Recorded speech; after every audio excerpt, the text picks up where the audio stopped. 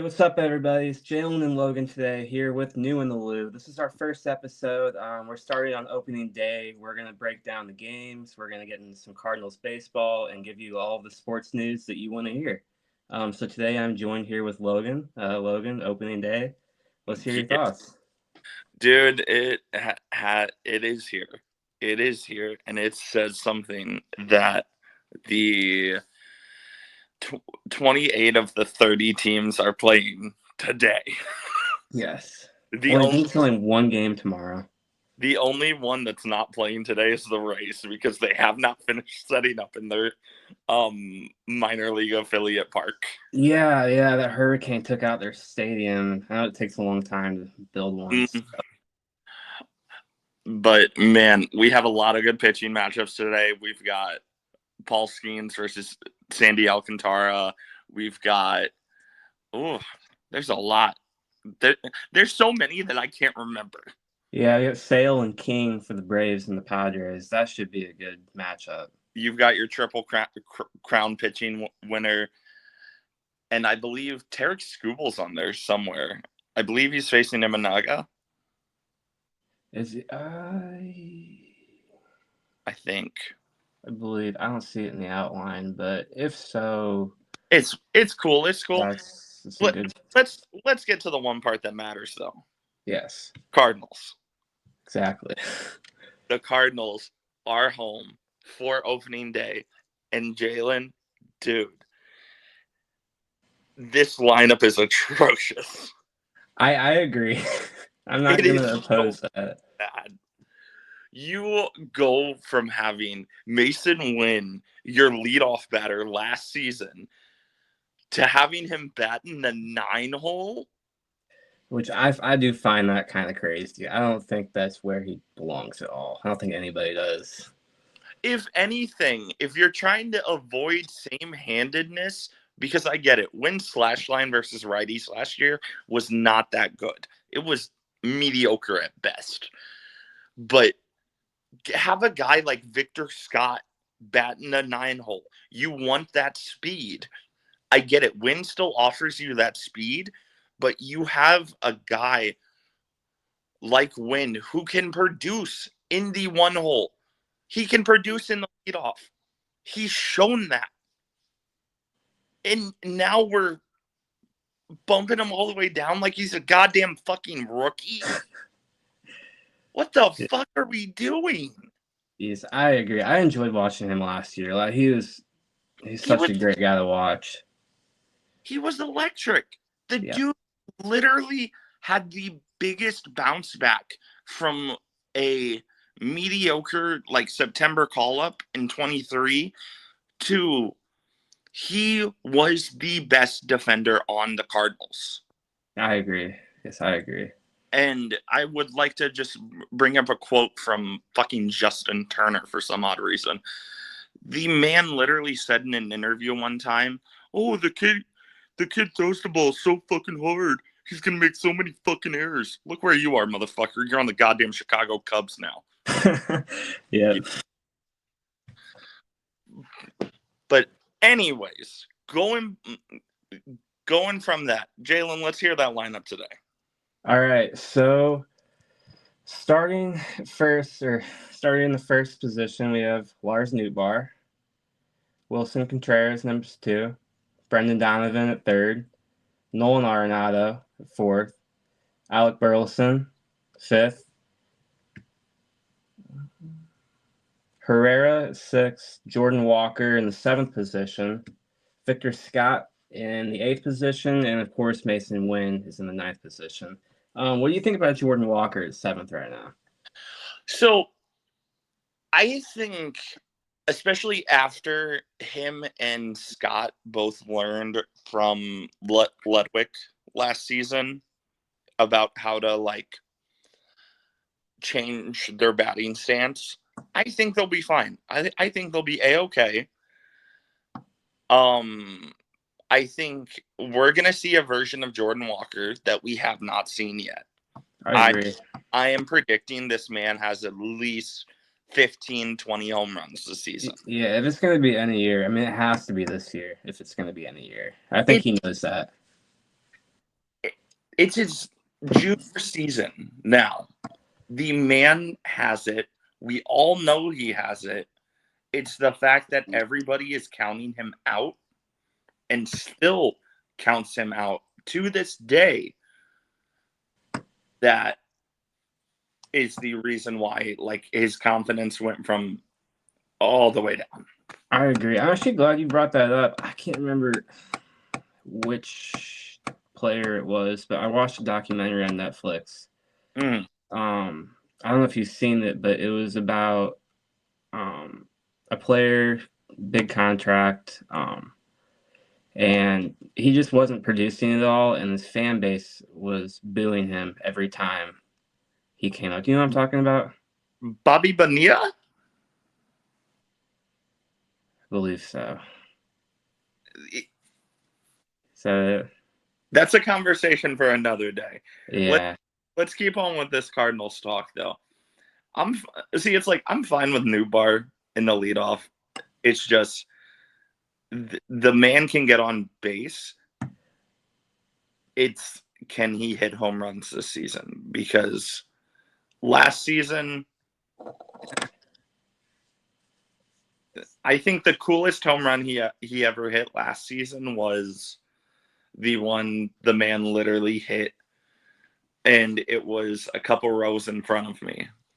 okay, yeah. Yeah, you In can't beat that. the series against the Dodgers last year. Okay. But let's keep on with this talk. So, especially now, they have announced the roster. Cool, everything. They've announced the rotation. You've got Gray, Fetty, Palante, Michaelis, and surprisingly not Michael McGreevy. Yeah, I was hoping he'd be on the roster this year. I was kind of bummed out he wasn't. You've got Matthew Liberatore, a guy who we literally fucked up. You had the guy go from the bullpen to starting to long relieving so many fucking times last year. The kid couldn't do it. He wasn't doing what a fifth guy should do. If anything, he looked more like Miles Michaelis than fucking Miles Michaelis looked like Miles Michaelis. Yeah. Yeah. He was hanging pitch after fucking pitch. And then relieving, he was fine. Everybody was like, keep him as a reliever. Keep him as a reliever. What the fuck do they do? Put him back in the fucking rotation. Yeah. When somebody gets injured, that's when you give a fucking younger guy a goddamn shot. That is why we are in a rebuild year. That is why we are trying to rebuild. This next step with Chime Bloom is going to be the best step that we've ever fucking taken. Because this team right now, I think both me and you have been, I'm trying to think of the word for it. We've been babied. We have been so accustomed to winning that we don't know what the fuck to do. Yeah. And that we're not winning, it is the end of the world. I mean, heck, I don't think we've won a World Series since 2011. And then made it back in 2013, but lost to the Red Sox. And then lost in the 2022 Wild Card Series. That's tough. But my question for you, Jalen, is do you realistically think that Liberatore is going to last in the rotation? No, we're gonna know. I feel like we're gonna know pretty early on the answer to that question. If not, we're just gonna give the opportunity to somebody else. My concern was too that there's like a lot of guys on the roster, and some people are gonna have to get substituted out for spots, and not everybody's gonna get the amount of playing time that they should. Yes, but also there's some players, like for example, like Nolan Gorman. Yeah, that's exactly who I was thinking of. Gorman is good when he is healthy. Whenever he gets down for an injury bug or gets into a slump, The man cannot fucking recover from the slump for 3 or 4 months. Yeah.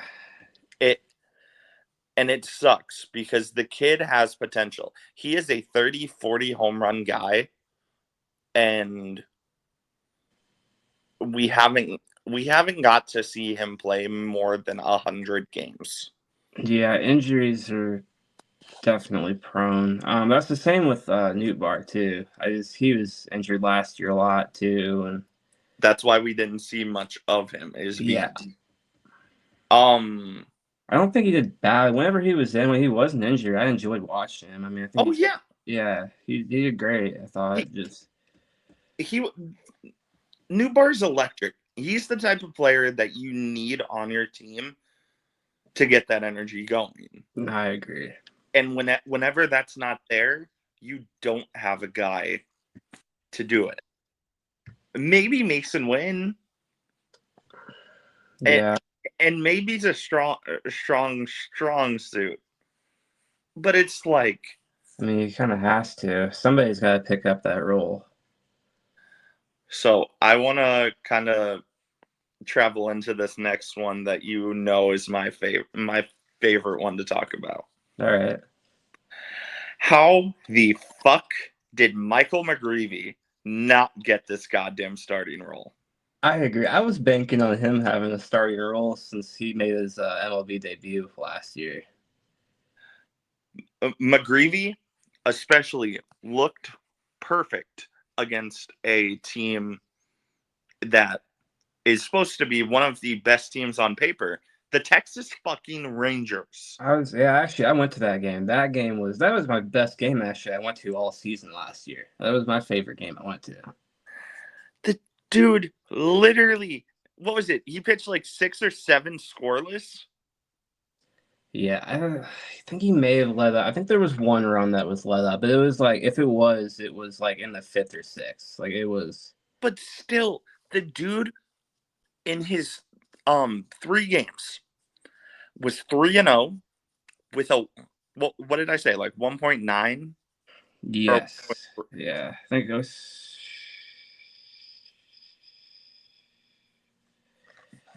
well, any Right around 1.9. Yeah, 1.96.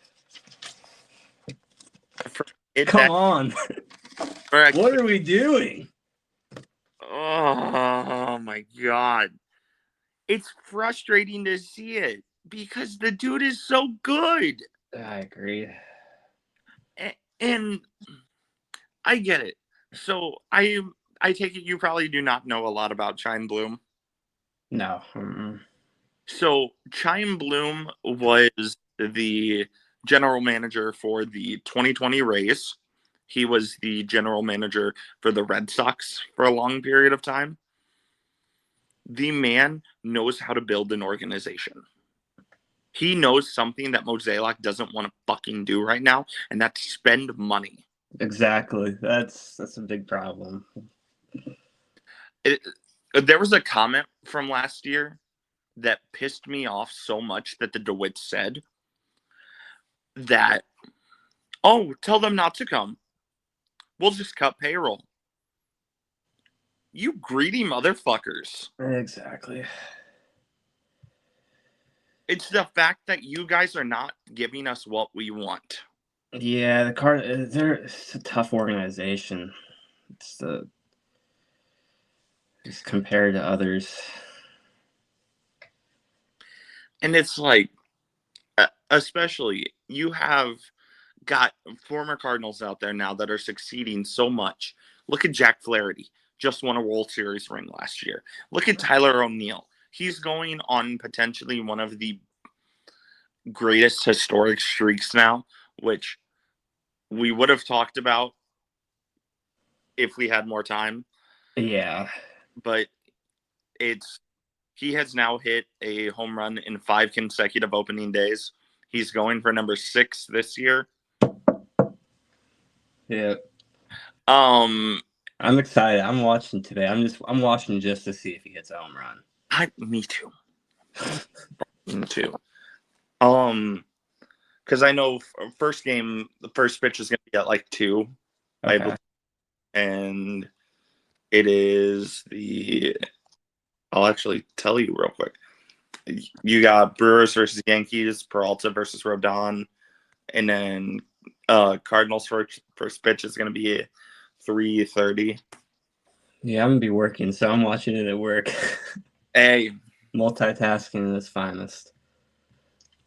and just a little sneak peek here, y'all. You may or may not see us at the Cardinals game on Sunday.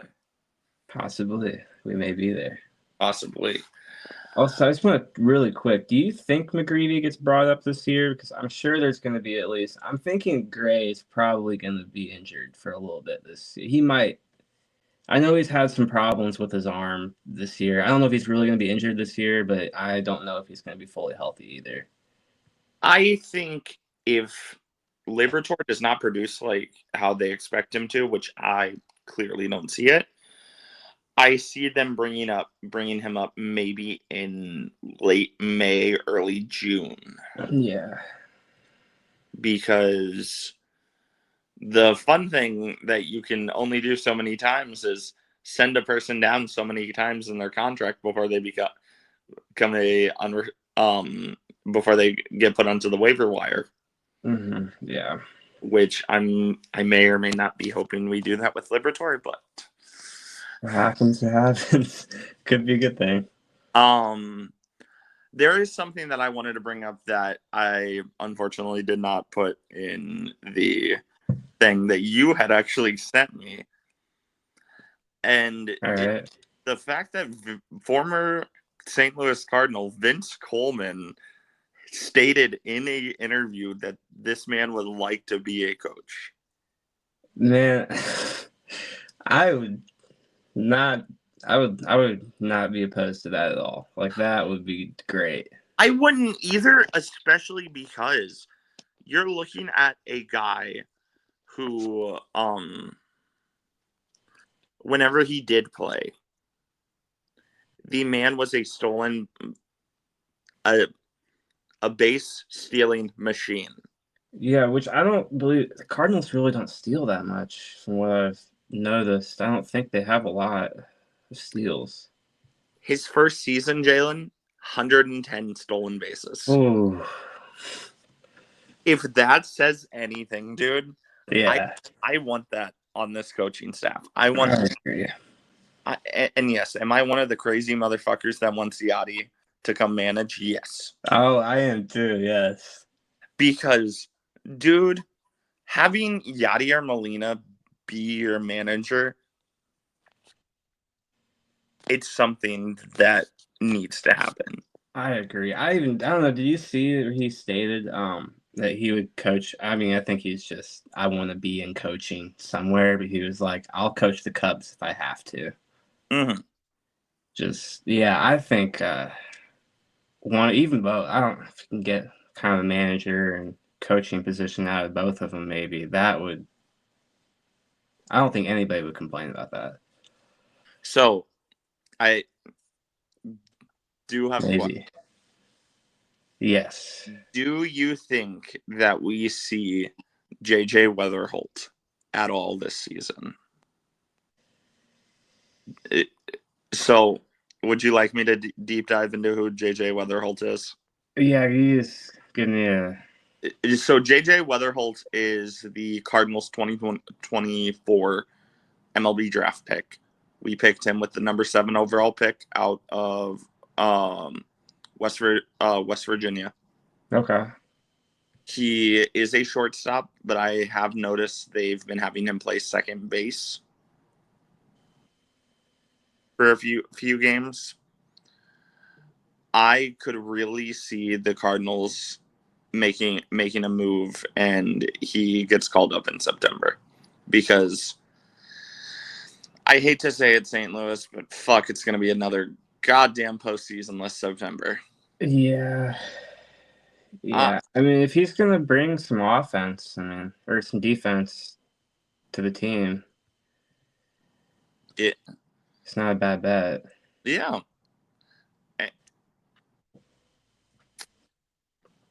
I think that's all I have actually now. Yeah. So do you think he's going to come up this year? I I think so. I think we're gonna see mid, maybe late September. Well, I'll have to be watching out for that. Yeah. Really quick, do you want to go over today's game? Just to see how, I Yeah. mean, any Yeah. predictions? Or, Um. So today's game, you've got Pablo Lopez taking on Sonny Gray. Pablo Lopez coming off what is statistically one of his worst seasons, actually. Last year, and this is a guy who used to play for the Miami Marlins. If that says anything, yeah. the man literally had, I want to say it was like a 14-6 record one year with the Marlins, but this will be Harrison Bader's first time back in Busch in his new uniform.